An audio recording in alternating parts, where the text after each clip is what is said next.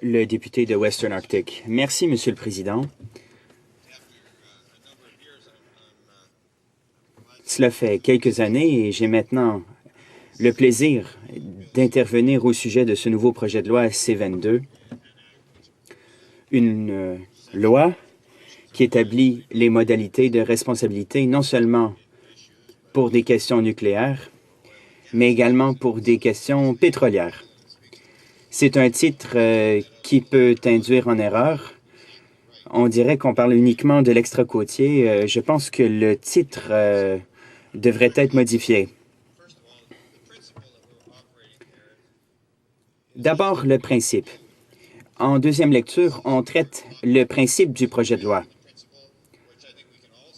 Je pense qu'on peut tous appuyer ce principe voulant que la responsabilité pour des accidents nucléaires, pour des déversements pétroliers et gaziers, devrait reposer sur ceux qui causent ces accidents. Alors, on peut accepter le principe à la base du projet de loi, mais les détails sont les mêmes qu'il y a 6 ans, c'est-à-dire qu'on n'en fait pas assez. Il y a 6 ans, la responsabilité s'établissait à 650 millions de dollars. Maintenant, c'est 1 milliard. Qu'est-ce qui s'est passé entre-temps? Eh bien, il y a eu Fukushima. Nous savons que la responsabilité nucléaire est beaucoup plus élevée qu'on ne l'aurait jamais cru. On n'aurait jamais cru, dans un État moderne comme le Japon, avec le matériel à sa disposition, on se serait attendu à ce que ce matériel soit utilisé convenablement, mais on s'est aperçu dès le départ que le système pouvait échouer.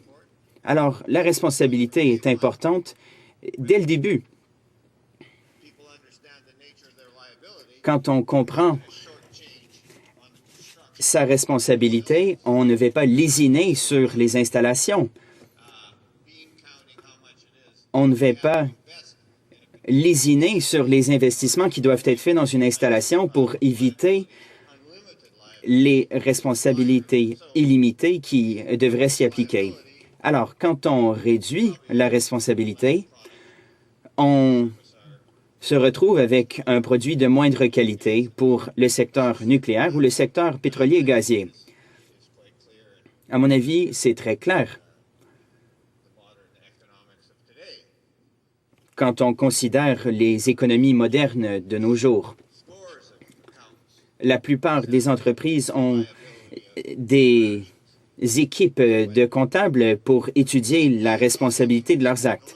Quand on établit des limites de responsabilité, ces limites vont influer sur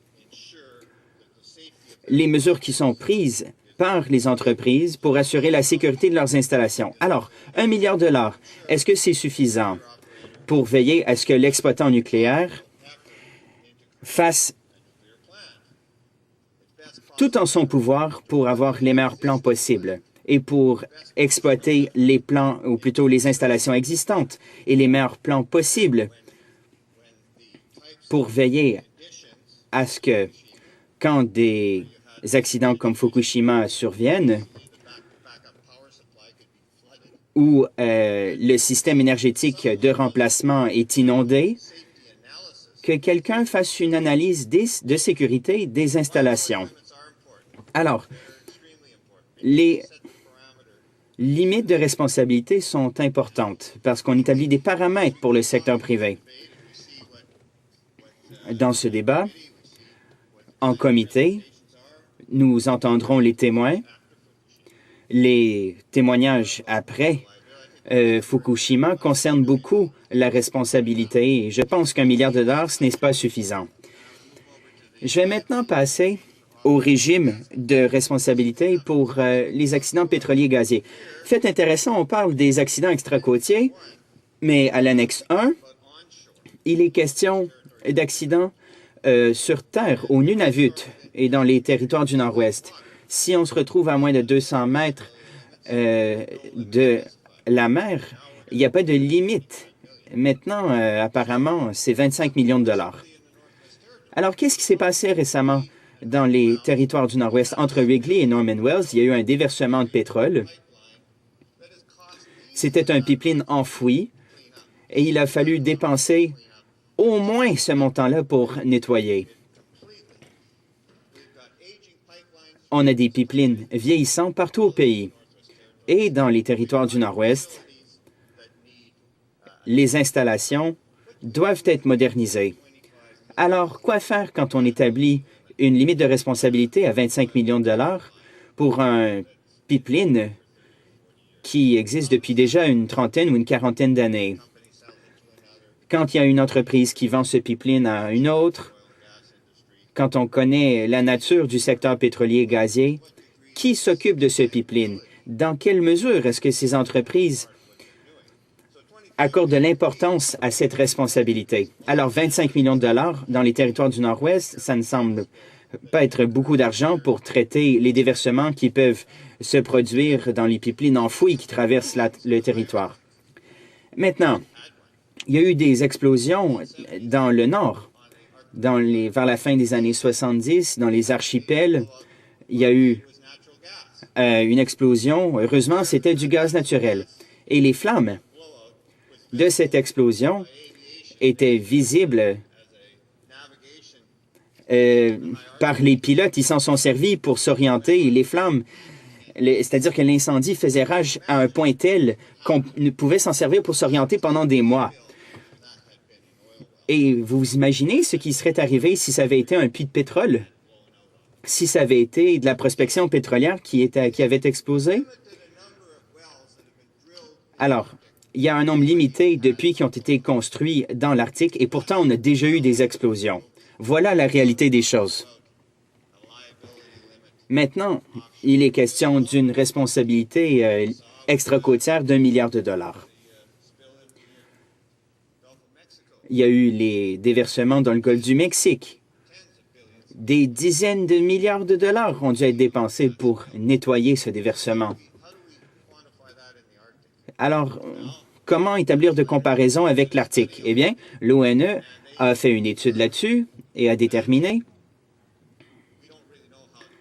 qu'on ne sait pas vraiment comment traiter ces problèmes, mais on va quand même approuver les projets, voir ce qu'offrent les entreprises pour traiter des explosions éventuelles ou d'autres déversements.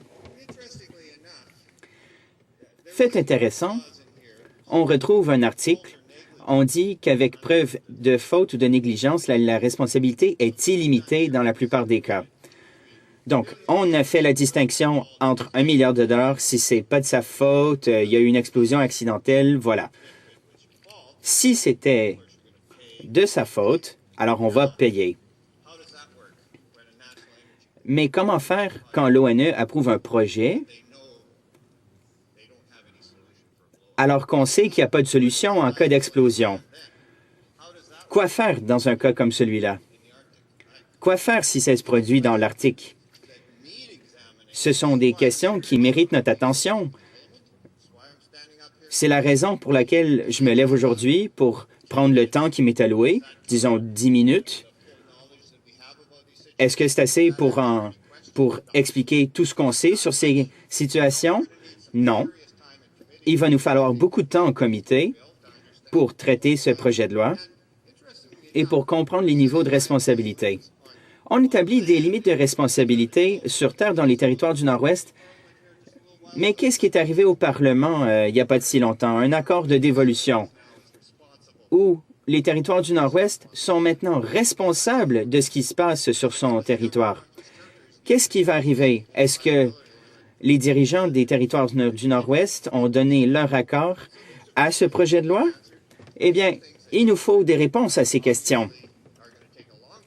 Il nous faudra beaucoup de temps en comité.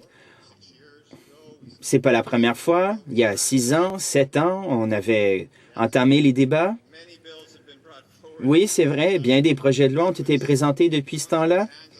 Le gouvernement a abandonné à plus d'une reprise. Alors, nous serons heureux d'en débattre en comité. On convient du principe, mais les détails doivent être améliorés. Merci, Monsieur le Président.